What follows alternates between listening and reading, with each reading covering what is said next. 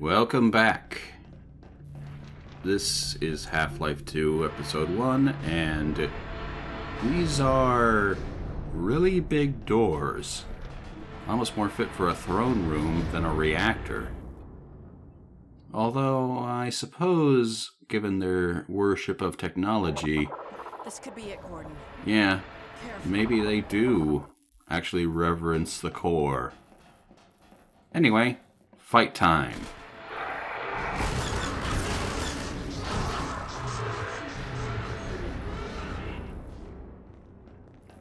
What happened to that guy? I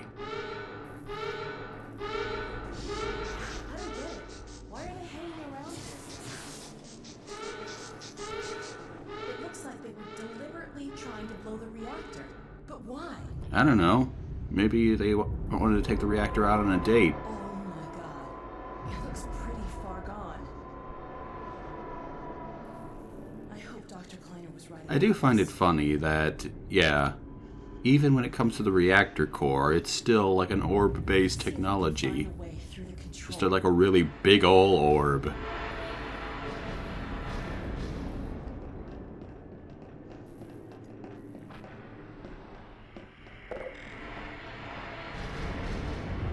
elevator's down in the core entry. Let me see if I can call it back to this level.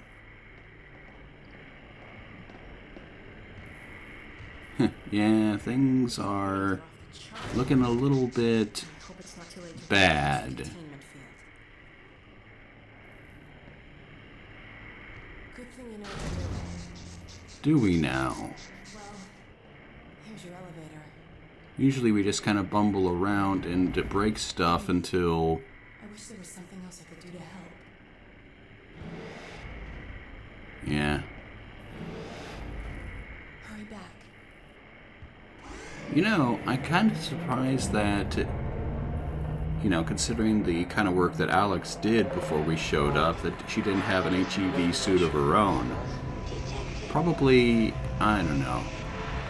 I'm thinking purple. Purple would have been right. Anyhow, got us a bit of a puzzle here. Well, it's mostly just... yeah. Not so much of a problem if you're willing to take out the things causing the issue. And as I said before, you know, I kind of feel like we'd be doing them a favor. There is an achievement actually for not doing that, for keeping them alive throughout this whole sequence. And I don't know. While it is certainly a challenge, it's not something necessarily that, like, it's called pacifist. And yeah, I suppose in some technical definition of the word that would be correct, but as we'll see, yeah, we are definitely not going to be peace-loving towards anyone who isn't a stalker.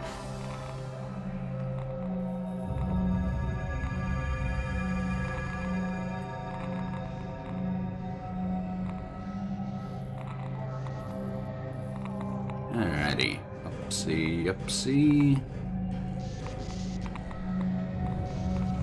Kind of amazing that you can be right up next to a radioactive power source, and yet this hazard suit will still be protective.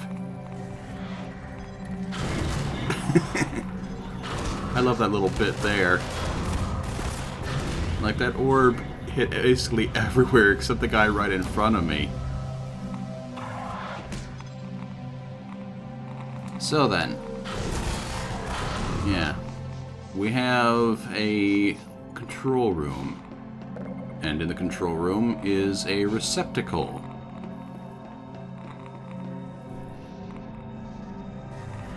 Yeah, I think you can do the math on this one.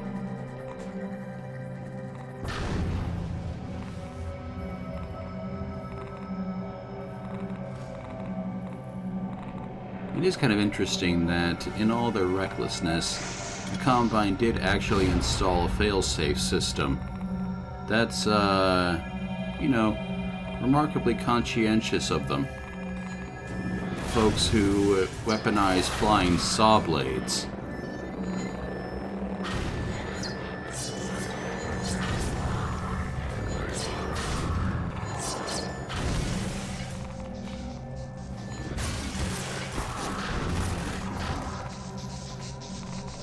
Yeah, definite pacifist, this Gordon Freeman. Oh, yes, and this orb tunnel. It's a good thing that the game does give you a handy shield that you can just carry with you because, yeah. I mean, it's possible to just evade the whole thing, but... And in fact, it actually doesn't really hurt that much to get hit, as you just saw.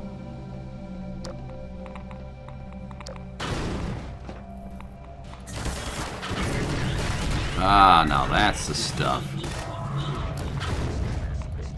For whatever reason, I didn't get the achievement for hitting 5 guys with 1 orb. Maybe I only hit 4.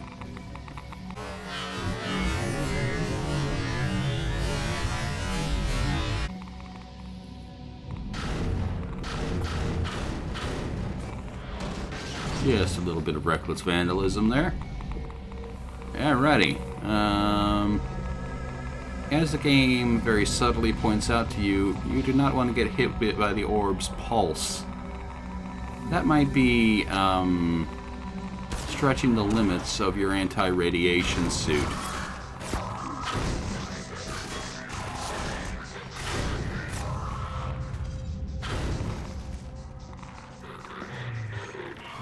Hey, look what I found.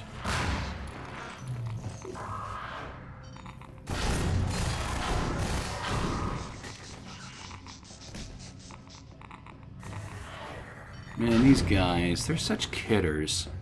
They really think that they can stop us. Though I suppose I can forgive them for having reckless disregard for their own well-being on account of them being, you know, brainwashed.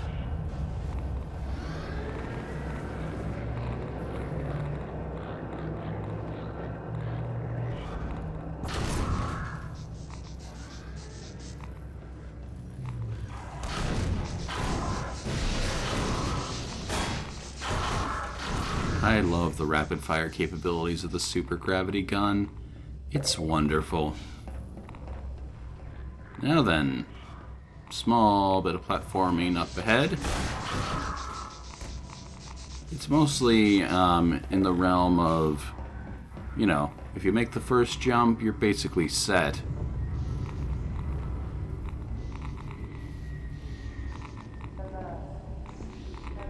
They do throw in a slight complication.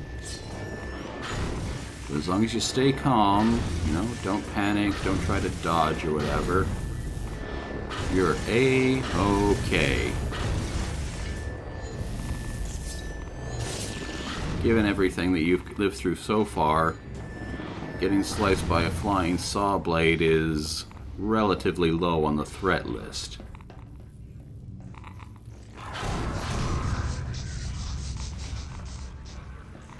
In some ways, actually, I feel like Valve is sort of like the Combine, in that, you know, they are very good with tech, but I somewhat feel like they don't know how to really craft encounters in a way that feels awesome.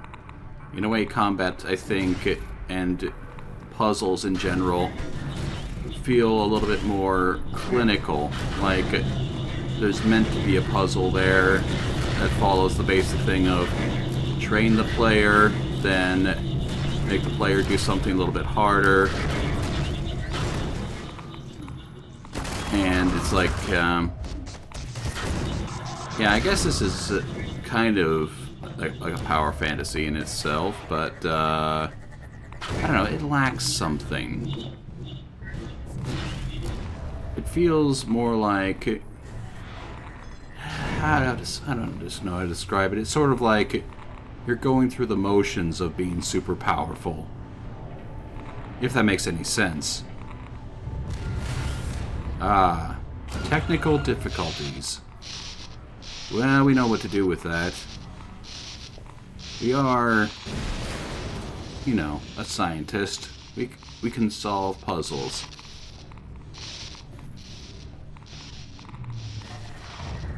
Though this one might be a little bit tricky if you didn't think to look up.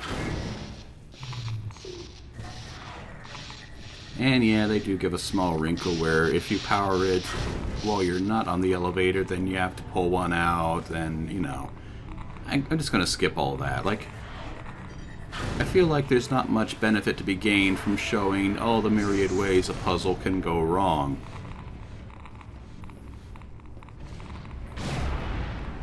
Alrighty, success. And for some reason, that also means that we lose all our power. I don't know. Science is weird.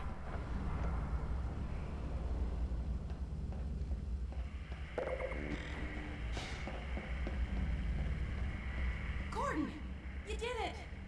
The containment system's back in place. It won't last forever, but at least we've bought a little time. While you were in there, I did some poking around in the control data.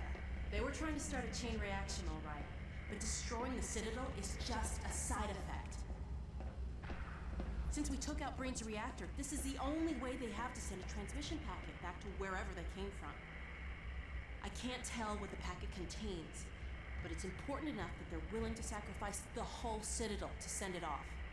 We need to get it back to my dad and Dr. Kleiner at the outpost right away.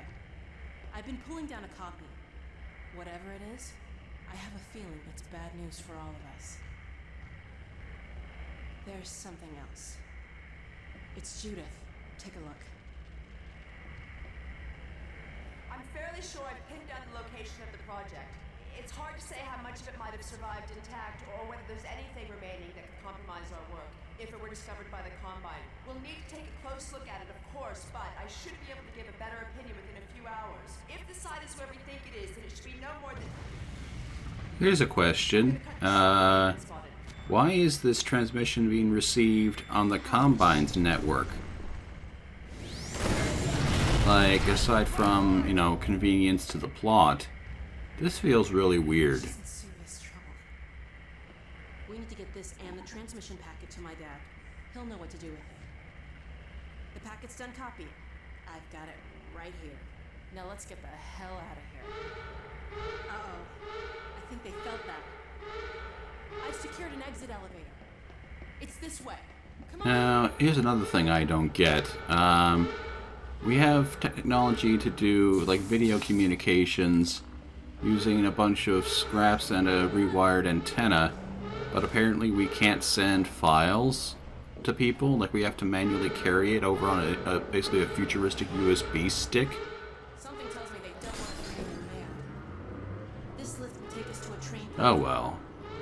It's necessary so the plot can happen, and we have something for Gordon and Alex to do, aside from, you know, running away. It was nice while it lasted.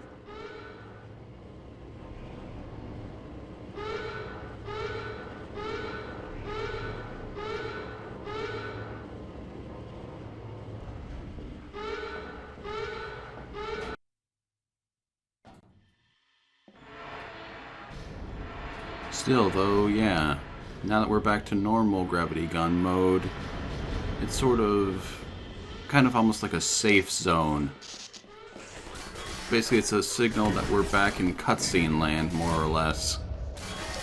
At least until the game deigns to give us an actual gun.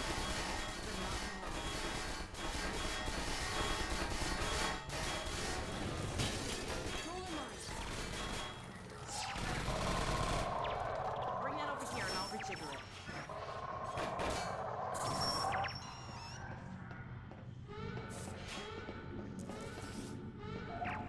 Company. Yep. It won't be expected. This is basically just what I was saying before with, you know, they teach you a thing, and then they do another permutation on the thing. and yet it all just seems more or less like a pop quiz. Or maybe, like, I don't know. There's something about this that doesn't really feel that awesome. It doesn't have that feeling of, wow, it's cool that we did that. This is our train. Let's get in.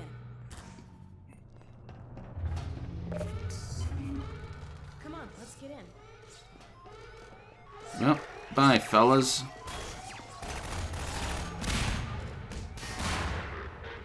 Smell you later. Well, that was a nice, clean getaway. I don't know what's in this copy we made, but they're not thrilled about us having it. You know, all things considered, we're not do- It's a stalker car. Damn the Combine. This is what happens to you if you resist.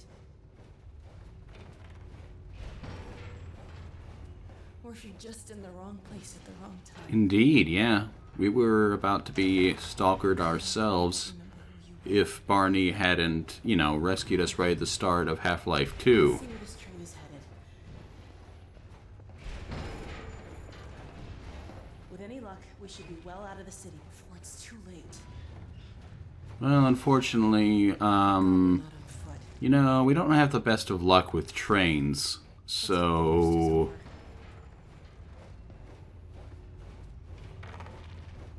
It looks like you saved our lives again. Yeah, not giving too much away.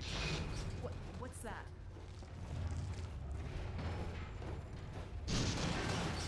Oh my god. Brace yourself.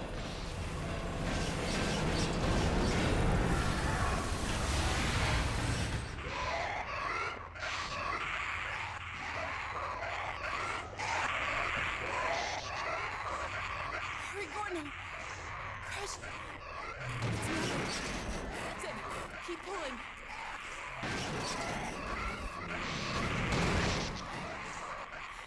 Thank you.